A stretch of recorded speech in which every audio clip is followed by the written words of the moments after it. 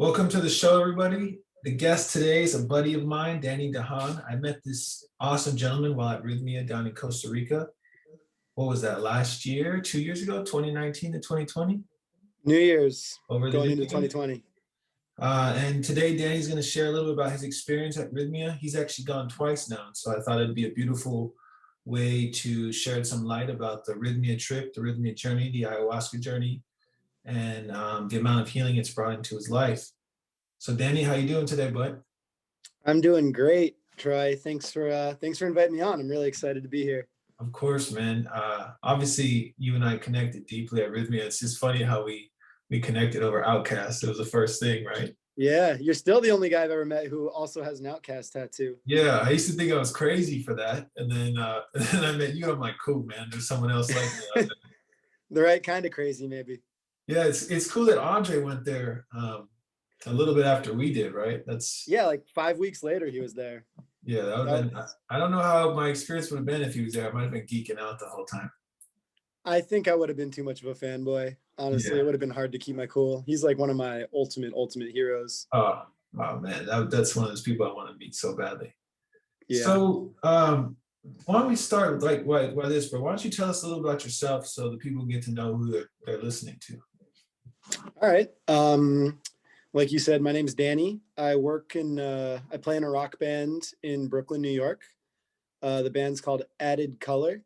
Check us out on Spotify, YouTube, anywhere the internet is found. I play bass in that band. And yeah, I mean, full-time musician. It's pretty much who I am. How's the weather out there in Brooklyn right now? Snowy, cold. Right. I'm actually in Maryland right now at my parents' house, kind of taking a break from the city. It's, New York, once you can't be social, it's a lot harder to find a reason to be there. So plus I'm used to being on the move all the time touring. So it's every couple of weeks I get a little stir crazy and try to find somewhere I can go. Yeah, man. I don't know if I could do that East Coast weather, man. It's tough for me. It's rough. I mean, especially for you California people, it just like makes no sense. Yeah. But yeah, it's a little cold and gray right now, but spring's around the corner, and spring in the city is a special time for sure. So I'm looking forward to that. Yeah. And so you're a musician, obviously. What caused you to ayahuasca, right? Like you've done it. I mean, I would assume you've been to Rhythmia twice. You've done it 8 times now. Yeah, 8 times. I first heard about it when I was like 17, and it was described to me as this tea you drink that releases the chemical in your brain that you release when you dream. And 17-year-old me was like, that sounds pretty fucking awesome. Yeah. But also, I don't know where I got this kind of foresight at 17, but when I heard about this, I remember saying to myself, this sounds like the kind of thing that should find me instead of me seeking it out. So I waited until it found me. And then 15 years later, when I was 32, I got a call from my friend who had just been at Rhythmia. Her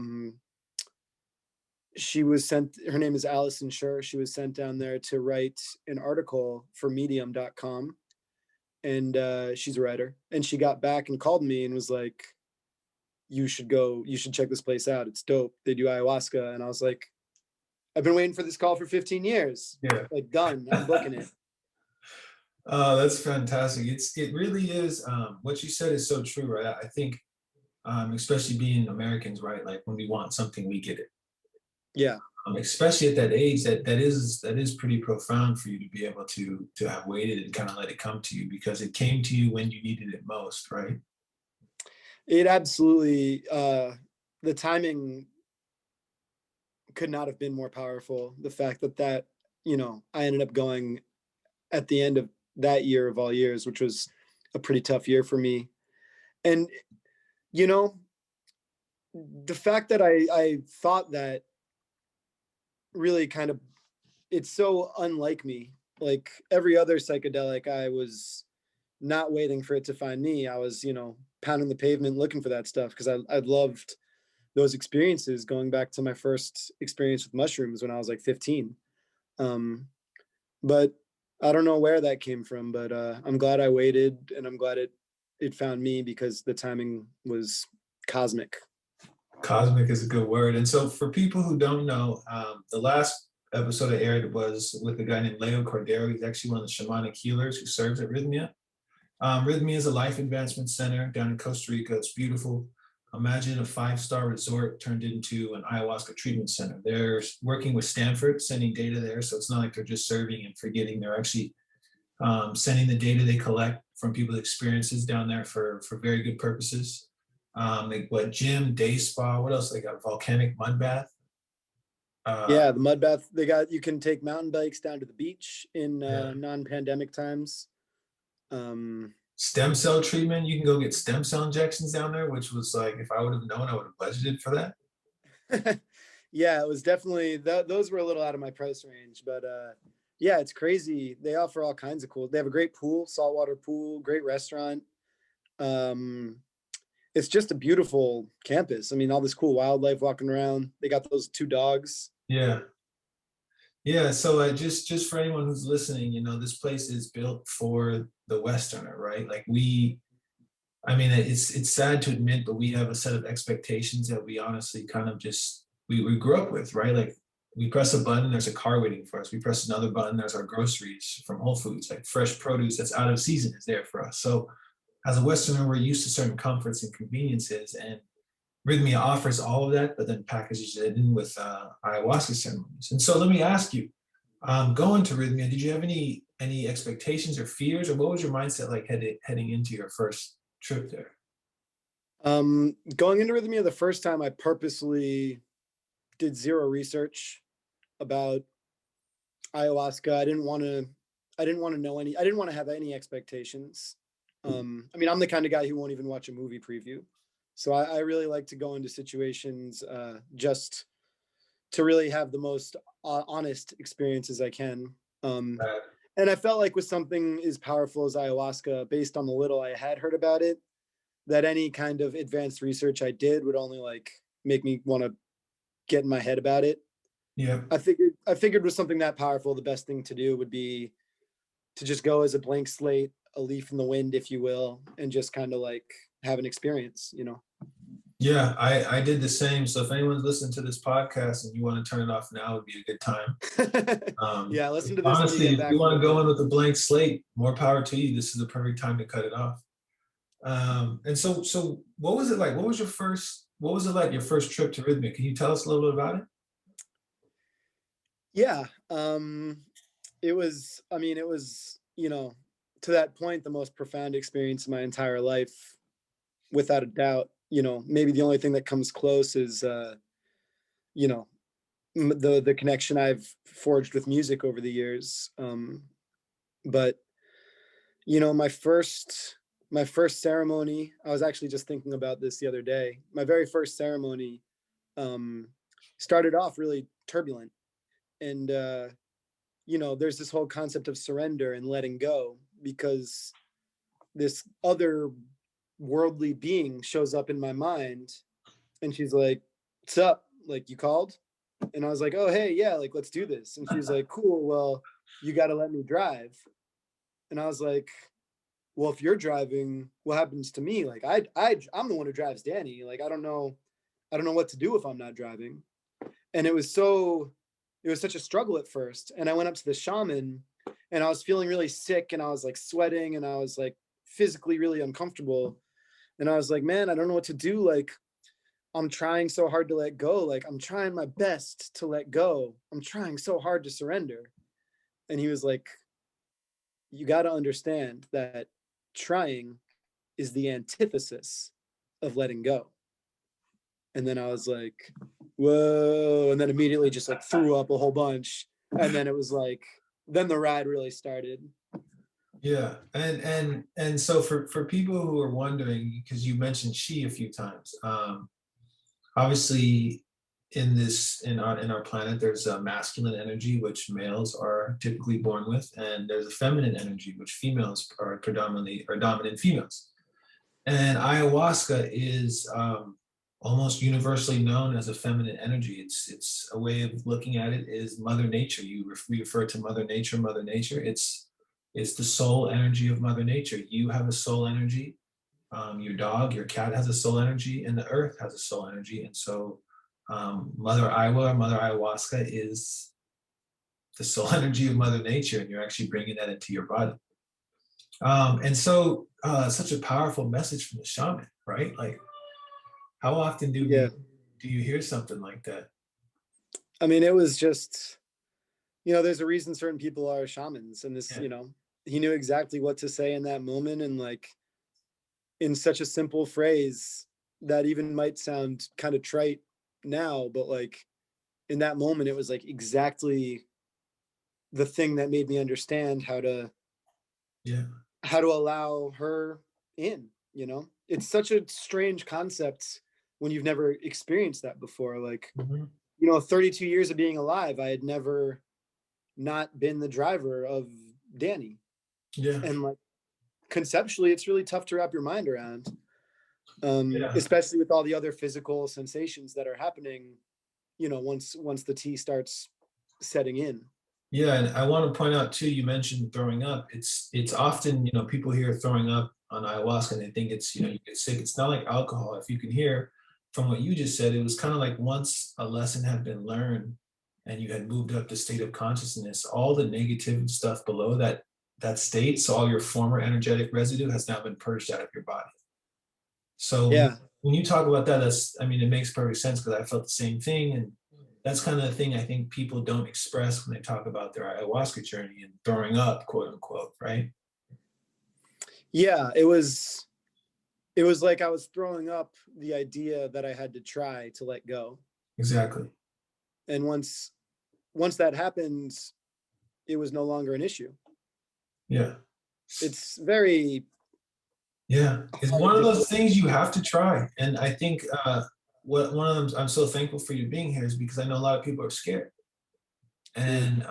And, I can tell people I've done it. But then the more people we get to talk about and share their experiences, the less fear you have. And obviously, the more people go, the more people come back and they're like, "Oh shit, I'm happier." And when I'm happier, now the world around me becomes happier because what we hold in our mind manifests into our reality. And so all of a sudden, you have all these people who are living this great, happy life and manifesting a reality that's great and happy. And how else do we change the world, right? Like, what else can we do to change the world except for change ourselves? I completely agree. Yeah. So that okay. So you had that. Was that the first night? That was the very first thing that happened. Oh, shit.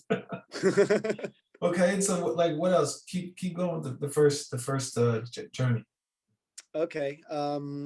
Other highlights from that first week. The big so the first night, that was the big thing, was just learning how to let go, learning how to allow her to drive. Uh and then once we started, there's this whole, I don't know if you talked about this in previous episodes, but the whole concept of having to merge with your soul. I have not talked about that yet. Okay. So it's really common with the plant to encounter yourself as a child, and the thinking, I mean, do you want to explain this, or? No, no, go ahead, man. I'd love to hear this. So in the tradition, which is one that goes back thousands of years, they believe, we believe, that between the ages of 0, can happen as early as in the womb, to when you're like 7-ish, 8-ish, you experience a split from your soul. Mm. And it's this traumatic thing that we all go through, but no one knows about it really. And they explain this by, like, when you look at a kid who's under the age of 7, they're super present. They're not insecure. They don't worry about yesterday or tomorrow. They're just in the moment. And this is something I think anyone who's spent any time with little kids has observed.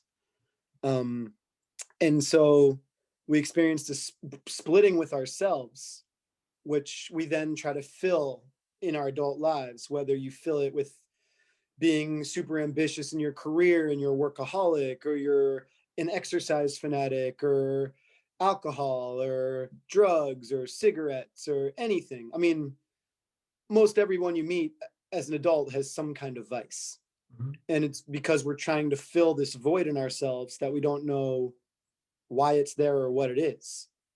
So a big goal with an ayahuasca journey is to find little you and quote unquote re-merge and become one with the child inside, with yourself, so then you can learn to be your fullest you.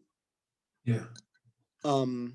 So going into night 2, that was a big goal of mine, is I wanted to find little Danny and reconnect. And a big reason why I went to Rhythmia in the first place is because I had struggled with really tough depression for, at that time it was about 15 years. Um, you know, uh, dark, dark stuff. Thoughts of wanting to hurt myself, Yeah. apathy towards continuing with my life, um, which to me was, side note, much more troubling than, the only thing I've ever felt more troubling than wanting to die was not really giving a shit one way or the other, like Yeah. being indifferent to my own existence. So when I found little Danny, he was frozen in ice.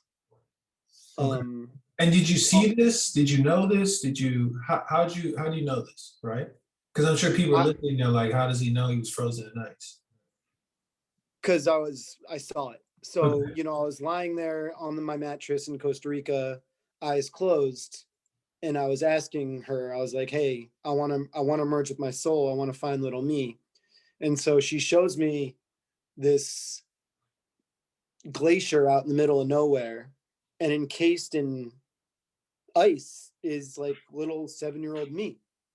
And it was like 80 degrees in Costa Rica at the time. Yeah. But the second I saw the ice in my physical body, I got like deathly cold.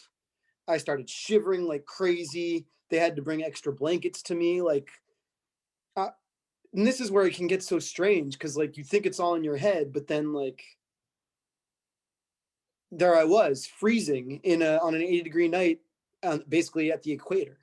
Yeah. Um, I will say something to that. There are, I mean, you know the movie Split. I'm sure you've heard of that movie where the guy has all his personalities. So that's true. If people have multiple personalities, you can have one personality that's allergic to bees and another personality in the exact same body that's not. They can be hit with bee venom and there's no reaction. So the mind does control the body. So when you talk about having that experience, it doesn't shock me. And I think to the learned listener, it really shouldn't shock them at all, because this thing has been documented in scientific research papers, and you can go and Google it right now, and it's mind blowing. But sorry, just please continue on this. Mind blowing indeed. Yeah, That was like a pun, I think, sort yeah, of. little. But anyways, I saw little Danny. I was like super cold. The shaman was bringing me extra blankets, and I was like painfully cold.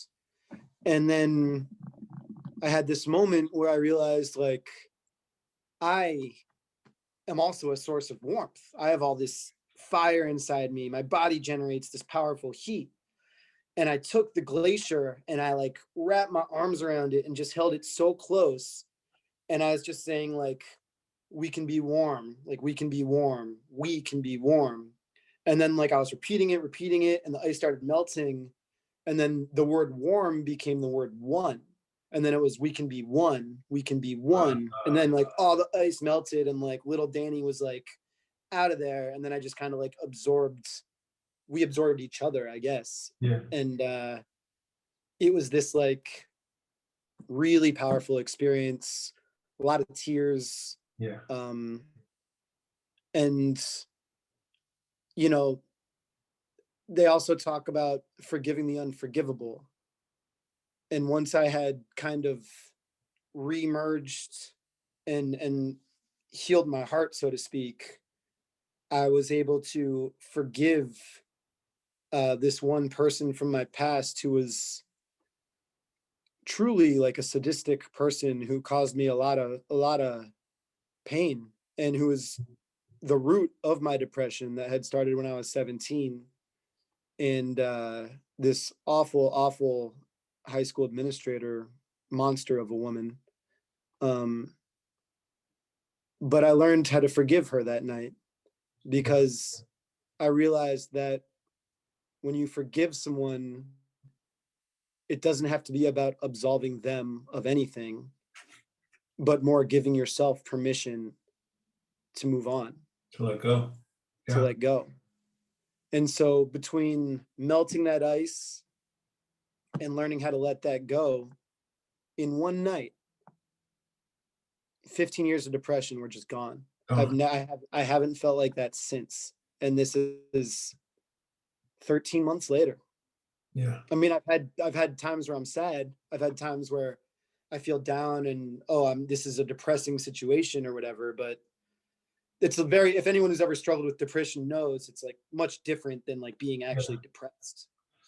Yeah. And that was the most powerful thing, hands down, that had ever happened to me in my whole life up to that point. Yeah, I know when I first got to Rhythmia, they said to me, it's 20 years of psychotherapy wrapped into a weekend. And I remember thinking to myself, there's not a fucking chance that's possible, right? But yeah, it happened. And I mean, it happened to me, it happened to you, it happens to countless other people. I mean, what group are we? Number what? Tribe number what? 182, 183? 182. So think about how many people, and we had what, 90 plus people there with us? 96. Yeah, so I mean, this is not just like some hole in the wall place that's just serving ayahuasca and kicking people out. This is like a real treatment facility that really does some true work. I want to thank you for sharing that, because anytime you make yourself vulnerable, especially I don't know how many listeners I have, to be honest. I don't check, but I mean, just the time you make yourself vulnerable to anyone, even to yourself, it's inspiring. So thank you for that. But that's an absolutely beautiful story, and the beautiful part about it is it makes sense, right? Like everything you said makes sense, and it applies to every single person. So you left Rhythmia, so you had this profound experience there. You go back to New York, and what was it like coming home? So it was awesome. I mean, I came home, I was feeling like this brand new man, ready to go back on tour. The band was going on a big international tour, like 4 or 5 weeks later. So I was feeling really like confident about that, but I thought all the work that needed to be done was at Rhythmia in Costa Rica. And that's where I don't know about regret, but I was cavalier about getting back to my old life, the partying, the big pot smoker, all that stuff. And I found, I don't want to get ahead of myself, but I found that the main difference between the week I just had there and the week I originally had there was, if you want this shit to last, you got to keep doing the work when you get home, like doing spiritual work, doing different kinds of energy healings or whatever stuff that, to me, I was, and up until a week or two ago, was very skeptical about. But I already can tell that that whatever I learned, whatever I got, is sinking in much deeper now, and is going to provide me much more lasting changes. So that's the biggest thing I'd have to say about coming back, is like, they talk a lot about integration, but it's something to really not to really take seriously, not to take lightly. Yeah, one of the things I can share with you personally is my last night after I had my soul merger and everything. Jerry's the guy who started the place. If you want to hear his story on how, feel free to YouTube him. I'm not going to ruin or take the guy's story, but it's amazing. But his son came outside and saw me in this state of bliss. And he walks up to me, and I'd never talked to this dude in my life. He's this scrawny little white kid with long dreads. And I remember seeing him on the trip. I'm like, who's this guy, right? And he walks up to me outside, and he looks at me, starts smiling, and he just goes, "You've been unplugged." And he gives me this giant hug. And the first thing he says to me is, now it's about your daily practice. It's about your integration. And those words sunk into my heart. And you're absolutely right. How you integrate determines the depth in which the lessons, the insights, the healing sticks or doesn't stick. You can go back to your life and do all the same bullshit and fall into the same ruts and patterns, or you can start doing inner work and find yourself maintaining this amazing state you found without any medicine, without anything. Yeah, that's Yeah. definitely been something I've been learning firsthand. I've been back for, it'll be 4 weeks on Sunday. Uh-huh. And it's already like such a huge difference. Like they tell you 2 weeks, don't drink alcohol, don't smoke weed or anything. And you know, the first time I came back, like I was like counting days. I was like, oh man, like waiting for those 2 weeks to be Yeah. up. I'm ready to fucking party. And this year was different. You know, this year I came back. I did a past life regression with you, Yeah. something I was a totally new experience for me.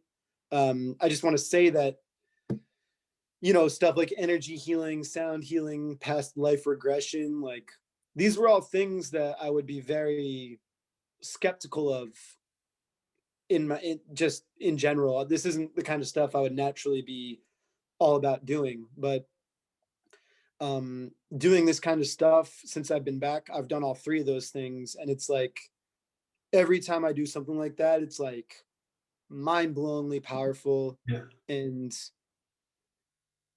you know, so far, like I haven't even had the interest in getting back to some of my old vices. And it's just really fascinating. I can't really couldn't stress that enough, how important and powerful it is to kind of keep doing that kind of work. Yeah. Because for me, it's I can already tell that the lessons I learned in the last week are already sunk in much deeper, you know. And so you came home, you got back into some old patterns. Is that what really got you to go again? You just did you feel like there was something more missing? Was there like a layer of depth you wanted to find? Like why'd you go back a second time? Uh, because they incentivized rebooking while you were still there. You I know, they love were like, it. oh, Yeah. the price is going up, but if you rebook now, you can lock in your same price that you paid to be here now. Yeah, they got And the sales folks there for sure. yeah, and you know, they had a really friendly refund policy. So I was like, you know, it's not a risk financially to me or otherwise. Like I can get a refund. At least that was the policy at the time. Um, so I did it. I put down the deposit and then, you know, I paid the balance. And yeah, I didn't really know. I kind of assumed I was gonna cancel it, honestly. I kind of assumed like it would, you know, I booked it for exactly a year later. And I Yeah. assumed that like maybe in October, November, I'll decide I'm not gonna go. And it was only until I mean, I wasn't really sure I was gonna go until like mid-December. And then I was like, all right, if I haven't canceled it now, I guess I'm going. It's Okay. really got much more real once I bought the plane tickets. Okay. And the second trip, you mentioned to me speaking in private that this was the one that really solidified things for you. And so the first Yeah, trip you had this soul merger and you had this beautiful, profound experience. And what was the second one for you? everything. It was, you know, I looked at it like they were going to be two separate things. But I realized like in life, there's no, you don't, it's impossible to go backwards in life. Like everything you do is built upon everything you've done. Whether you make changes or don't make changes, it's like you're always moving forward. And like everything that happened to me this year was building upon what happened to me last year. Yeah. It's like it was one big ceremony with a 52-week halftime. Maybe I not love halftime. Who that. knows if I'm going to go back again? Probably. But so I was just able to go so much deeper, you know. And she and I, the ayahuasca, had already an established rapport. So like, whereas my first night there last year was this like awkward first date, learning how to talk to each other and interact, she rolled in like, "What's up, Danny? Good to see you, bro." And like we could just, you know, get going. And you know, I wouldn't have been able to do the work I did this year had I not melted the ice inside me had Yeah. I not forgiven the bullies of my past. Like, so, you know, it was just keeping moving forward. And was there something that happened on the second trip that you would like to share that was maybe impactful, or just something that people might be interested in hearing? There are a couple things. Yeah. First of all, I came in this year in a much more weakened state. I mean, last year going in, I knew I needed some help, especially with my depression. But this year, I mean, we all went through 2020, so it was a Yeah. hard year for everybody. But between September or late August and the end of the year, I experienced a lot of personal death and grief. One guy who was like a father figure that I had known my whole life passed away from a really long battle with cancer. And then like a month or two later, my dog died. And then the day after Christmas, my aunt passed away after also a really long battle with cancer. And that was December 26th. And I was flying to Rhythmia on January 3rd. Yeah. So it was like a week later. So I rolled into Rhythmia and I was really, really, really scared because I didn't know. Year one, I got a lot of tough love from the ayahuasca. It was love, but it was tough love. I kind of got thrown around a little bit, and I didn't think I could handle that this year. And going into the first ceremony, I was really worried about it, and I was like, they say to set an intention when you drink the tea, and I said, please, like, I just, I need you to be gentle. Not that I don't want to do the work, not that I don't want to learn, but I need some TLC. And I wasn't sure if that was even possible because I didn't experience much of that my first time. And the very first thing, she rolled in, she was like, "Yo, Danny," like she liked to kind of joke around with me the way like groups of guys joke, like talking shit and stuff. She has a great sense of humor. But she rolled in and then she saw me and where I was at, and she was like, "Whoa, whoa, whoa." She completely changed her tune. She became this like the first thing she did was make this big, beautiful bed of snakes, which sounds not awesome, but it was. It was these like opulent snakes. That's the only word I could think of. Yeah. By the way, they say snakes represent her. Yeah. Uh, for those of you who don't know, but and then she wrapped me in this big bed like I was the center of a burrito and all the snakes were like the tortilla. And she just held me there. And I felt so loved. And she said to me, I mean, my experience has always been very dialogue Yeah. based. And she said to me, she said, "Listen, Danny, like, I know you come here to see me and be with me, but you got to understand that I'm with you all the time. I've been with you since before you were born. I'm with you right now, and I'm going to be with you till after you die. Like, you're never alone, not for 1 second in this world." And then I started seeing all these images of my family and my friends and my bandmates. And she was like, "Look at, like, you are so loved and surrounded by love. And like, the only person that's ever stopping you is you. And like, as soon as you learn to get out of your own way, that's it. Like, you've made all the life decisions. You've set up the life that you're meant to live. Now you just got to start doing it. You just got to start living it." And it was so beautiful.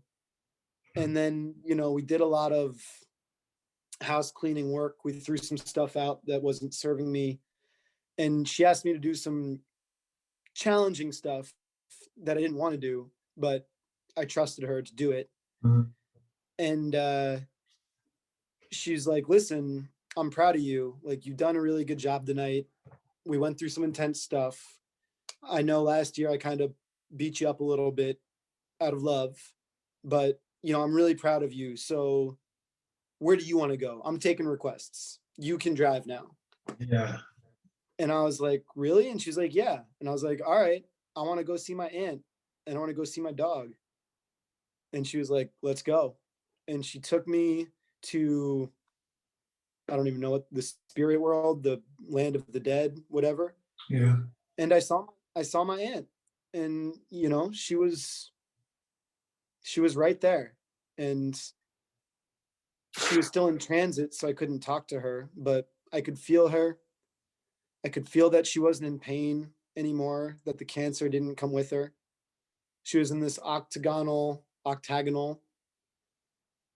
floating lobby of some kind, just like on her way to wherever she was going. And then I saw my dog. I got to interact more with the dog. The That's dog was rare. hanging out. The dog was hanging out with the other two dogs that I grew up with. So like all three of the dogs I had growing up, like, are all friends out there somewhere. And it was so beautiful. And they were so happy to see me. And it was like, now I know for sure that this isn't all there is, you know, and that's like so powerful. Yeah.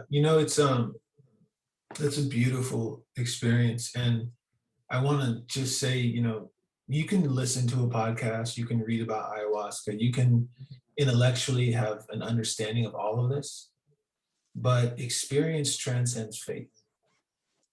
And it transcends the intellect, right? And so, sitting here, if I had never gone, I might love your story or I might think it's crazy. But until you It's both. experience, yeah, until you experience this, you don't really understand how fucking real it is. Like it's like Yeah. I'm a chemist, dude. Like my entire life I'm an analytical chemist actually. So my entire life was like, if I can't prove it with numbers, and if I can't say these numbers are within a reasonable error, it's not true. And this shit is like, it's real, man. Like you really were with your aunt, you really were with your dogs. I have not even a shred of doubt, Yeah. you know. Yeah, and it's not some psychedelic trip where you're sitting there seeing fucking unicorn fire rainbows out their butt, right? Like this is stuff that's directly applied to you. And so how do you explain that? I mean, I've read the research papers with DMT, like there's stuff you can talk about, but there's a level of of knowledge here that we don't understand. I mean, look at our bodies. We eat a banana and it turns into a human being, right? Like there's a level of intelligence within inside of us that's far greater than intellect. You can't turn a banana into a human. Good luck, right? Your intellect can't do that, but your body can. So you have an intelligence within you that exists, which you have no fucking idea about.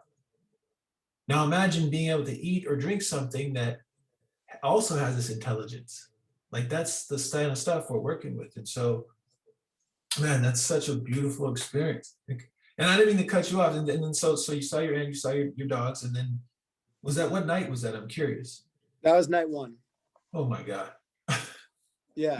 Yeah. And so, Um, like I said to people, there's 4 nights. You do it what, Monday, Tuesday, Wednesday, Thursday night, right? yeah. Yeah. Okay. And then is there anything else about the second trip that really stands out? Yeah. Yeah. Uh, so one quick little fun story, and then I want to talk about like my really peak moment. Yeah. But so after I did all this stuff in the land of the dead or the spirit world or whatever you want to call it, then like that was kind of the climax of night one. And I was outside afterwards, walking around, looking at the stars, looking at the moon. And I'm looking, and this is just to kind of show you the sense of humor that she can bring. I was looking at the moon, and the moon turned into like a smiley face, and it winked at me. And right after the moon winked at me, I hear her voice in my ear go, yo, watch this. I'm about to blow your fucking mind. And I look back at the moon, and it had turned into Method Man from like How High. And Oh my God, that's great. and I'm like, I'm a fan. I'm a big Method Man fan, but it's not like he's like my ultimate favorite, like top, like Yeah. it was it was awesome, but also a little random. Yeah. But like that made it extra awesome. And I was like, out loud, I was like, whoa, like, whoa. And then I hear her go in my ear again, and she's like, yo, how cool is that? I can do that whenever the fuck I want. How awesome is Yeah. that? And I was like, yo, that's so awesome. And she's like, I know. And then like the rest of the night, it was just like Method Man on the moon. And it was Yeah. awesome. I love that. It was very it helped calm everything down in a comedic way. Yeah. But anyways, getting back to the real intense stuff. Night 2 was the most powerful thing that ever happened to me. Started off super rough. I was really worried. I was paralyzed by fear because night 1 had gone so smoothly, and I just felt like another shoe was about to drop and I was going to get my ass kicked. Yeah. And it became a little bit of a self-fulfilling prophecy.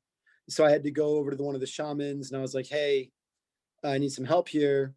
And she was like, I was inconsolable. So she was like, I think there's something you need to throw into the fire. And another thing about the ayahuasca is that grandfather fire is like, that's where people go to throw addiction, throw stuff away that they don't want anymore, they don't need anymore.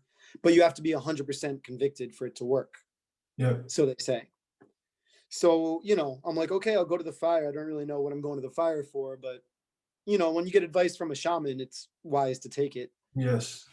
So I go out to the fire and I'm like, hey, grandfather fire, I have all this fear. I want to throw it away. Please take it from me. And like nothing happens. And I got stuck in this kind of loop where I would lie on the ground next to the fire, feeling all defeated, get up, walk around aimlessly outside, like, oh, do I need to throw up? No, I don't think so. Let me try to throw something into the fire. Nothing's happening. Lie down again, repeat. Super uncomfortable. And then something that they say some people have is an experience of death and rebirth. And after about 3 times of going through this cycle, I was lying on the ground, feeling super dejected. And then I just felt this like this feeling in my chest. And I don't know why or how, but it was immediate. I was like, oh, fuck, I just died. And so then I was lying there and I was like, well, if I'm just lying here being all dead, I might as well go dance. The music sounds really good. I don't know what the fuck's going on with this fire. So I went inside and I started, just dancing to the music. It was a really dope song. And I started doing this dance move where like, I don't know why, it was just like, I had to do it. And like on every upbeat, I like grabbed something up here. And on every downbeat, I like threw it on the ground, like really hard. And like, I was just like, that was my dancing for like, however long the song was going. And every time I threw something on the ground, I felt myself getting a little stronger. And like, connecting to music is something that I've always been able to draw power and confidence and strength from. Yeah. And so after enough time of doing this, I had this like light bulb on moment where I was like, oh shit, I know exactly what to do. And I turned around and I walked back out to the fire. And I was like, they tell you to say your name and your parents' names, and they give you like a framework. So I did it all right. And I was like, my name is Danny, my parents' names, whatever. Like, I have all this fear, this shame, this anxiety. I'm fucking done with it. Like, take it from me. Like, please take it. Thank you. I love you. And I just threw it in there. And like, when this happened, like I felt this shit like shooting out of my palms, like I was like Iron Man or something. And like the fire itself got like big, and it was like it was like truly unbelievable. Yeah. And it took a long time, like 45 seconds, a minute. Like this shit is like shooting out of my palms, and the fire's all big, and like, and then it was over. And then like I knew when it was over because I stopped feeling the stuff shooting out of my hands, and the fire calmed down. And I had this sense of like levity. Yeah. And like it was gone. Like all this fear, like I realized I was scared of being a failure. I was scared of being a success. Like fear, anxiety, and shame. That 3 amigos right there were just controlling like every aspect of my life. And it wasn't even conscious of it. Yeah. But it was gone. It was gone in one moment. And it was just the best moment of my entire life. And Has it? that, Yeah. sorry, go. No, I was gonna say, has it remained that way since you Yes, gone home? yes, Yeah. it's remained that way. And it goes back to what I was saying earlier, like I couldn't have gotten there had I not gotten rid of the depression before. Yeah. But once I got rid of that, I was able to get rid of a bunch of other shit later on in the week. But like this was like the most important moment of my entire life, without a doubt. Not even close. Yeah. Is like you said, is a rebirth. I mean, it's your start over in this lifetime. How could Yeah. how could you put And labor? I experienced getting reborn in the flames of my own fear and shame and anxiety. It was like so powerful, like Yeah. getting reborn in flames, you know? Like Yeah. I realized my spirit animal is a fucking phoenix. Like that's fucking cool. Yeah. I And still can't believe it. I still can't believe the fire actually got bigger, but yeah, it did. It's fucking wild. yeah, it's Einstein's body of work is the proof that there's no solid matter and everything's energy. And if you want to dive into quantum physics now, you can look and see that the observer effect tells us that if we stare at an experiment, our thoughts or feelings towards that outcome will be shaped in that way, right? What we hold in our mind tends to manifest. And so when you create this internal space within your mind by infusing yourself with plant medicine, um, these things do happen. The fire does change. You do liberate yourself from these negative or heavy emotions that have been holding you back. And it's not impossible to think about. I mean, psychotherapy does it. You just do it very slowly. It's the same exact thing. And so I think for people who are listening to this, who maybe have never worked with ayahuasca or question about it, if your thoughts are like, how could that be? I think yours and my offer to them would be go try it for yourself. And arrhythmia, right? It's incredibly safe. You're going to be fine. There's shamanic healers there from all over the world. There's helpers, there's healers, there's a full medical staff on site. You're going to be completely safe, and your experience is going to be completely unique. And then once you go, you're going to be like, oh, fuck, I also made the fire change. and And another thing is it's legal at Rhythmia, which yeah, for me was a huge reason to go there. Like yeah, there's no, oh shit, I'm gonna get arrested if I call an ambulance if this person needs yeah. an ambulance. You know, it's like it's all legal. And to me, that was like a huge game changer, you know. I remember coming through customs my first time, and the dude asked me, what's your business here? And I said, personal. And he was like, where are you staying? And I was like, Rhythmia. And I just looked at him, and he just looked at me. He's like, oh my God. He goes, have fun, brother. That's all he said to me. This fucking Costa Rican dude. And Customs, dude. yeah, man, I was like, okay, that tells you a lot right there when the people who work for the government there understand what's happening. It's a pillar of their society. It's embedded into it down there. And so it's a beautiful thing. Wow, man, It that's is. I really appreciate you sharing all that. I mean, to be vulnerable is it means so much to myself, and there's gonna be someone who hears this, and this is gonna be the inspiration for them to go heal themselves. So I want to thank you for being open. Yeah, I mean, it's my pleasure, man. I want people to know about this stuff. You know, I'm happy to be as vulnerable. You know, it's like this shit is real. You know, it's like Yeah, magic is real, and it's happening in Costa Rica. Like yeah, I don't know what like I don't even believe it when I tell the story, but like yeah. there, you know. And that says a lot too, right? Like you experience this stuff and you still struggle to put your mind around it because it's so profound, and it doesn't make sense to what we've been taught. But then if you think about all the stuff we've been taught, there's a lot of stuff in this world that we're finding that was wrong. I mean, I don't need to point out to the things. You can just turn on the news and see things that people are taught as children that are wrong. And so we have this belief structure in our mind, and a lot of it's not true, honestly. And so there's opportunities to go find truth out there. It's just you have to have a little bit of what would you say, the cojones to go out there and book the trip and book the flight. Yeah, I mean, they say you're only nervous about stuff you care about. So like, Hmm, if I you're love it. willing fear and trepidation, maybe that's just because you're about to do something fucking important, and that doesn't mean you shouldn't go. Yeah. Well, shit, man, I really appreciate you sharing all this. And again, if people want to follow your music or connect with you, how can they reach you again? I'll plug a link, Spotify link to your band. When I Yeah, post this, but how can they reach you?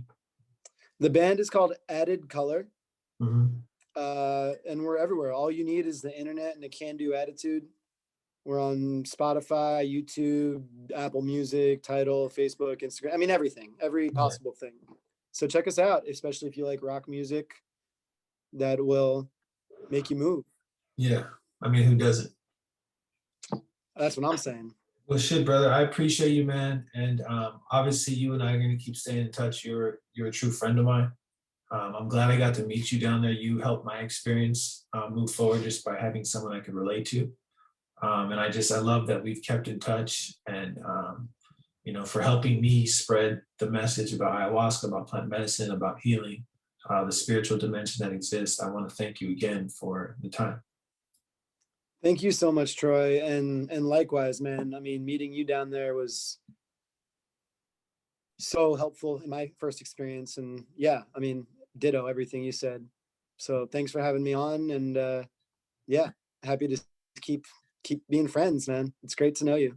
Yeah, and I'm gonna just for all you listeners out there, I'm gonna keep finding people who have worked with ayahuasca or other plant medicines, bringing them on the show, just to share their experience, not to convince anyone to go, just to provide information and help your decision maybe to be a little bit smoother for your own inner work. So I appreciate you guys, and I'll catch you on the next episode.